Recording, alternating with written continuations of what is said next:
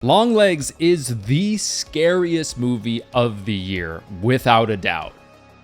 But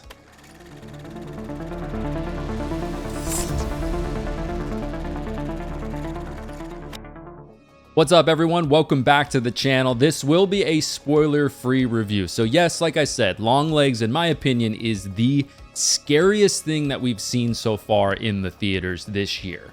But I will say, the bar this year hasn't been set very high. This has been kind of an average year for horror in a lot of ways. But, you know, obviously it's only July, so we've got a lot to get into in the rest of the year. But we'll talk about all of that in a little bit more detail in just a minute. But so now I'm not saying this movie isn't good. This movie is very good. And we'll talk about all of that, of course. But this movie is right off the bat. When I'm watching this movie, I'm sitting down and I'm thinking, I'm like, damn, this is clearly inspired by Seven from 1995. I'm sure some of you out there remember that movie, a scary-ass movie from the 90s, which is not a bad thing by any means. And another parallel that this movie has with a movie like Seven is that most of this movie also takes place in the 90s. And I have to say, I mean, there's something about certain eras in our culture that are just built perfectly for certain subgenres of horror. Like some people could say the 80s was perfect for the slasher subgenre. And to me, there's just something about 90s crime horror like this that just hits differently, in my opinion. And so this movie is directed by Osgood Perkins, who actually played a young Norman Bates in Psycho 2. And you might ask, why did he play a young Norman Bates in Psycho 2? Well, because Anthony Perkins, who played Norman Bates, is actually his dad. He just has, like, Osgood Perkins has kind of a crazy backstory with a lot of, like, sadness and a lot of tragedy in his life and a lot of things that have happened over the course of his life. If you do some research about it, his mom was actually sadly on Flight 11 that crashed into one of the World Trade Centers on, 9/11, of course. Just a lot with his backstory. It's great to see him making a movie like this that's been so well received, and a movie that I think is very good in a lot of ways. I will say, definitely one of the things that I think Oz did a very good job in this movie was with Nicolas Cage's character, Longlegs. Not showing too much of the character early on. Obviously, they intentionally cut away very quickly in certain scenes and didn't want to show too much to get us kind of thinking, making that character even more and more creepy, and then slowly kind of revealing the character as the story goes along, which I always enjoy. You guys know that if you've been around my channel for a minute. But I will say, though, I watched the movie yesterday, and I've been kind of going back and forth on whether or not I really love the makeup design for Longlegs in this movie. I think in certain lights it looks good, and in certain scenes not so good and looks a little bit more fake.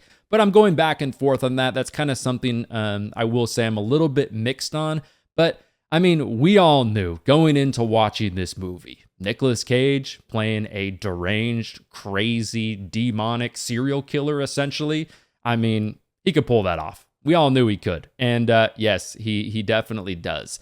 I immediately think about the origin of A Nightmare on Elm Street when I see this movie, because every neighborhood has kind of that creepy guy. Every town, that guy who occasionally you'll see wandering around. You're like, oh shit, I do not want to be caught, in an alleyway with that person at any time of day, because there's just something about him that's just creepy and feels off about that person, which was the inspiration for Freddy Krueger with Wes Craven. And I immediately think about that with Longlegs, this person in your area that you occasionally see. I mean, there's a scene like at the little store, and the little girl is even immediately creeped out and just getting those vibes from this character. And that, just makes me think about that. And I got a shout out in this movie, Micah Monroe. She plays Lee Harker in this movie, one of the FBI agents. And early in the movie, I wasn't so sure about her character, and I wasn't so sure about how she was kind of playing the character, because it was just a little weird. But as the character's story gets like kind of unraveled, you understand why she's acting the way she does.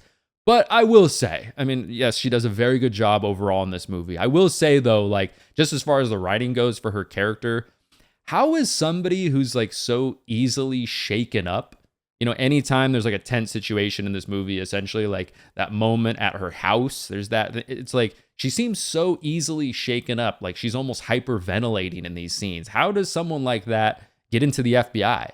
Or if you're in the FBI and you kind of are like that in these situations, why aren't you just behind a desk or something? Like, she seems like somebody who kind of gets rattled pretty easily, which was a little bit weird to me. But I really like also in this movie the creative choice to like immediately change the aspect ratio when we're going back in time. I like that. You know, they didn't just make it black and white. They didn't just make it like flash, like it's a dream sequence or something like that. I like that. It was a aspect ratio thing that immediately lets you know, okay, regardless if you know these characters or you don't know these characters, you know exactly what kind of time period this is, except for the opening shot. But throughout most of the rest of the movie, you kind of know that it's a flashback scene just based off the aspect ratio, which I thought was a good idea.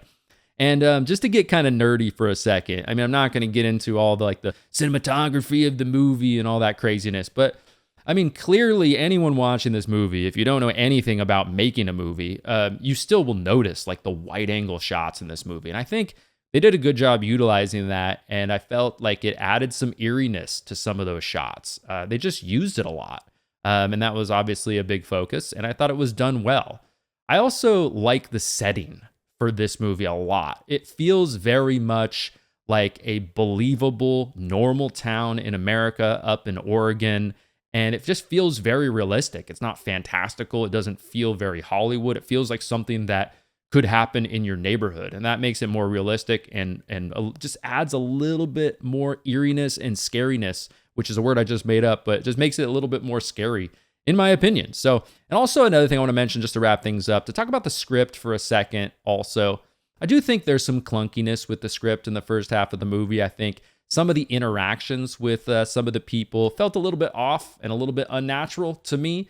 In the second half of the movie, though, I thought it was very good. And yeah, I mean, again, yes, Longlegs to me is the scariest movie of the year so far. But like I said, there's not a very high bar, especially as far as like just pure scary movies go. Obviously, though, it's still just July, so hopefully the best is yet to come. There's still a lot of great movies yet to come that we're very excited about if you're a horror fan. Anyways, everybody, thanks for watching my review of Longlegs. If you haven't seen it, I recommend seeing it. If you're into this crime, thriller, serial killer subgenre in horror, then I definitely recommend going and seeing Longlegs because it's one of the better movies in that subgenre that we've seen in a long time, and just overall a solid movie. But thanks everybody for watching. If you want some more content from me right now, then go ahead and check out one of these videos next to me. Make sure you subscribe so you don't miss future content, but I will talk to you all in the next one.